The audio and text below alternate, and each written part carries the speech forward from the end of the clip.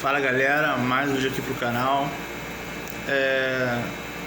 Cara, eu tô gravando aqui agora porque tava bem irritado, né? Já são 8h30 da noite. Mas pô, eu não sei nem por onde começar a falar. Eu acho o seguinte,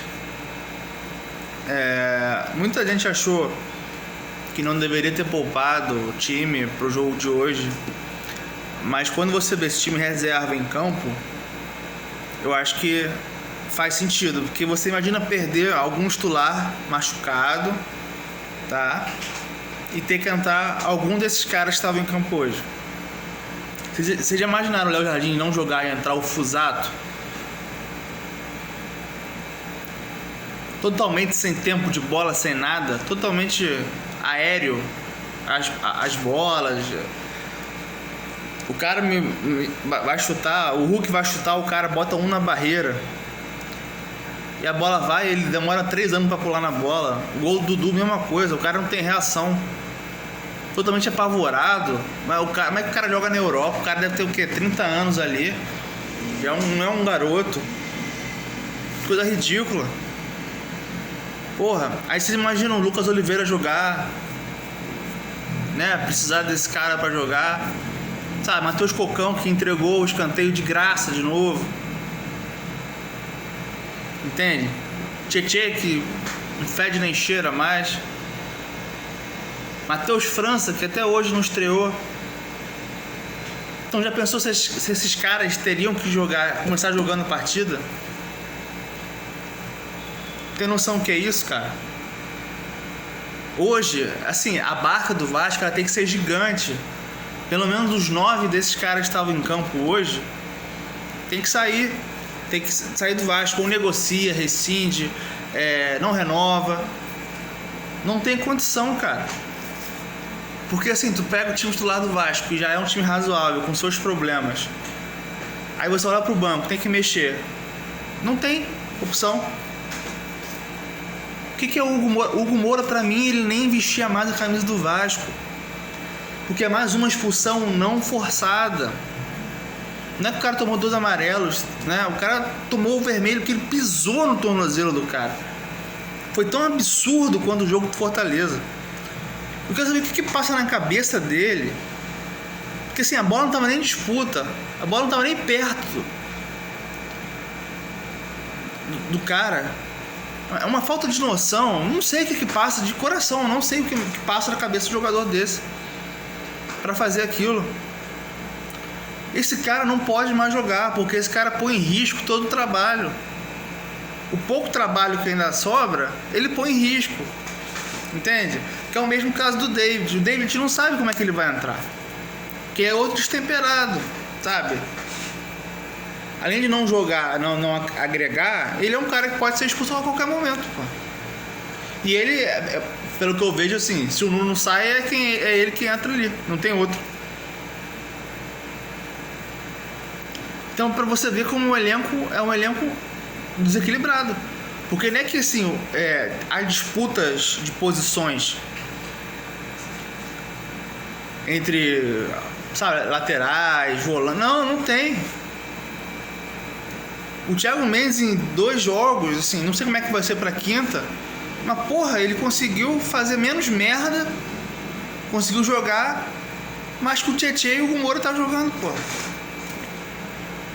Isso não existe. Sabe? E cara, é um desânimo, sabe? Porque o time perde jogador, mas aí perde jogador e acaba o jogo, porque já ninguém tem vontade de correr, sabe? É um time reserva, tem jogador ali que já não vai ficar o ano que vem, falam que o Hugo Moura já vai sair. Pra mim já não tem condição.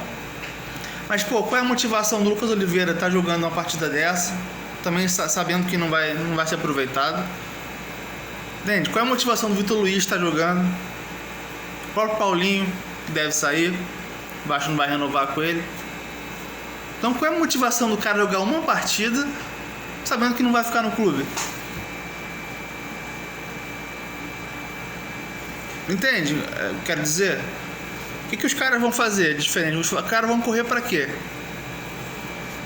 Aí vem o cara e é expulso, já tava perdendo o jogo, Agora, a escalação pra mim ela foi errada e a formação tática foi errada. Primeiro que assim, o que o Verratti fez à beira do campo hoje não é atitude de homem, não é atitude de capitão. Porque assim, ele queria que quem saísse pra entrar alguém pra recompor ali. Porque não é a primeira vez que o Vasco perde um homem e o Diniz tem que mexer. E nunca era ele. Foi a primeira vez que o Diniz tirou o Verratti com um jogador a menos. Porque quando o Pitão foi expulso lá contra o Equador, o Diniz não quis tirar o Verratti, tomamos de 4-0 do Del Valle. Teve algum outro jogo que o Vasco teve expulso, o Verratti não saiu. Aí hoje ele tá puto. Por que ele não tá puto dando esporro ou xingando o Hugo Moura? Por que ele não quebra o pau com o Hugo Moura?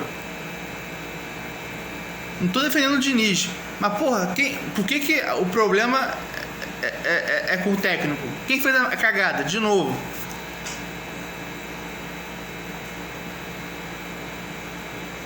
Sabe, eu achei que na escalação ia vir um 4-3-1-2. 3 no meio de campo. E talvez fosse até melhor pro Vasco povoar mais o meio. Aí ele me bota um 3-4-3. Ele não só ele tira o meio campo como não tem ninguém pra criar.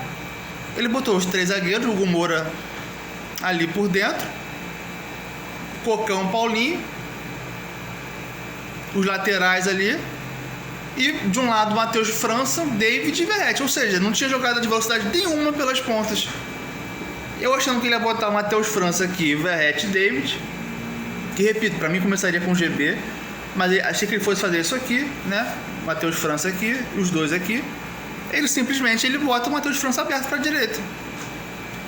E pra mim ele fez. E aí que eu falo, o Verratti fez merda da Chilique. Mas é bem feito pro Diniz, porque adora proteger o Verratti. É parceirinho, é brother. E cagou na cabeça dele. Expôs ele ali. A transmissão passou. E pra mim essa escalação que ele fez hoje, né, com jogadores abertos, os laterais como alas, foi pra ficar pisando bola pro Verratti. Ele montou o time hoje pro Verratti. Adiantou o quê? Porra nenhuma. Nada. Porque o Vasco não finalizou a gol antes mesmo da expulsão. O Vasco poderia ter tomado o gol com 3 minutos de jogo, que o Hulk tem menos de 1,80 ia fazer um gol de cabeça. Tem noção do que é isso? E era no lugar do Hugo Moura, na posição do Hugo Moura ali, tá? Pega o lance. E aí o gol sai, o primeiro gol sai no escanteio dado pelo Matheus Cocão, que a bola é afastada e o único que fica parado dentro da área, ao invés de sair junto com a linha defensiva, é o Lucas Oliveira.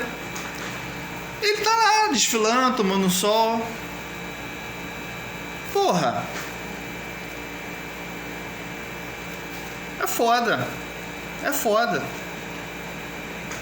Então assim, não tem nem como você falar que alguma coisa serviu positivamente.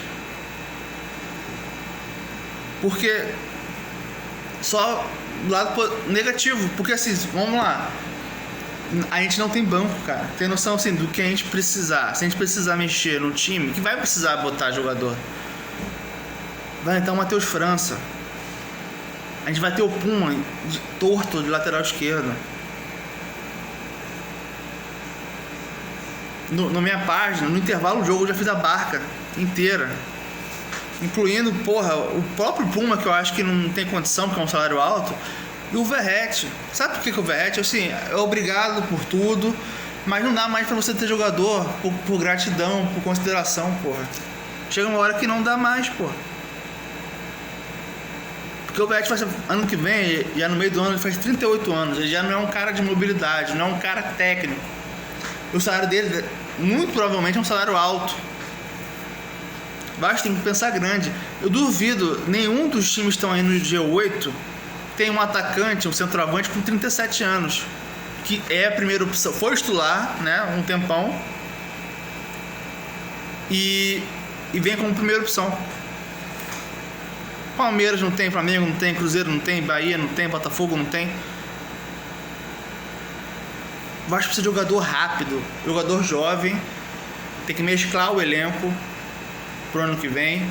Assim, eu tô pensando já no ano que vem, porque a Copa do Brasil, vou te falar, eu acho que não passa nem do Fluminense. Porque o Fluminense levou a sério o brasileiro. O Vasco sentou nos 42 pontos, na vantagem. E achou que tava tudo bem. Eu já falei, cara, quem vem pro Vasco vem achando que por causa dos últimos anos a meta é só não ser rebaixado. Então quem vem acha que tá tudo certo ficar no meio de tabela. Não tem ambição, não tem algo a mais. Por que o Fluminense ele conseguiu a vaga na fase de grupos e o Vasco parou? Alguém explica? O que mudou? E sabe o que me incomoda? É que eu já falei aqui, 95%, 98% desse time do Vasco nunca ganhou porra nenhuma no futebol. Não ganharam nada. Tem jogador de 30 anos aí que não ganhou nada, no máximo um estadual. Os caras querem passar no futebol, só bater o pontinho lá e ir embora pra casa. Os caras não têm tesão de ganhar título. Porque como é que um time joga fora na classificação, pelo menos numa pré-Libertadores, que tava até aquele momento estava próximo, joga tudo pro alto achando que vai jogar tudo na Copa do Brasil. E cara, a Sul-Americana ganhou na sorte, porque nem merecia. E assim, na minha cabeça eu penso, vai valorizar a Sul-Americana?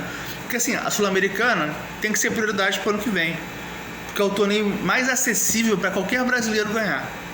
Não tem vencido os últimos anos, mas afinal sempre tem um brasileiro.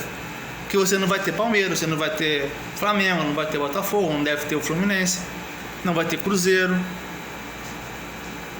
E o nível da Sul-Americana geralmente é fraco, só que esse planejamento desse ano já foi uma merda. Aí eu pergunto, qual vai ser o do ano que vem?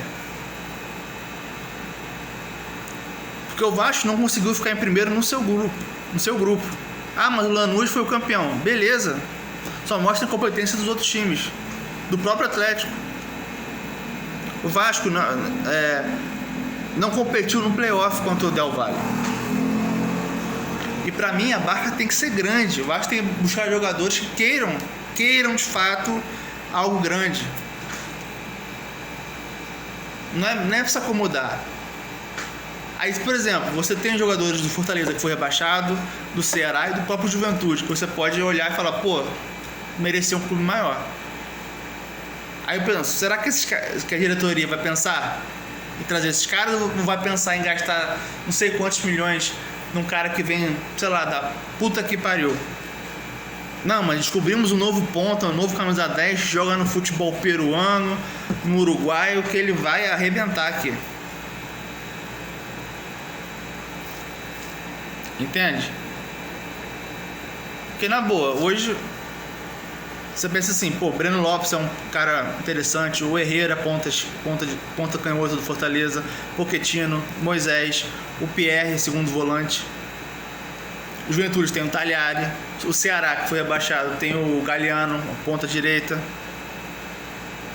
Entende?